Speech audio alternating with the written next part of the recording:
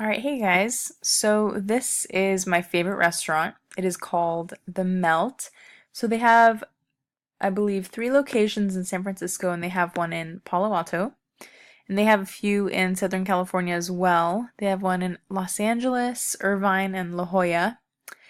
And it's a really great place. I'll show you what they specialize in. So basically, they specialize in grilled cheeses. So what I really like is how they have three cheese classic, and I'm not quite sure. I forgot what exactly the cheeses are, but oh, here they are. So here are the cheeses. It's super, super good. Their bread is amazing.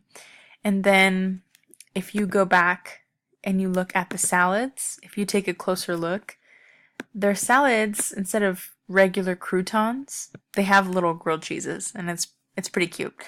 But anyway, this is my favorite restaurant. I go here every time I go to the city, and they also have great fries. So whenever you can, just check it out. It's a great place.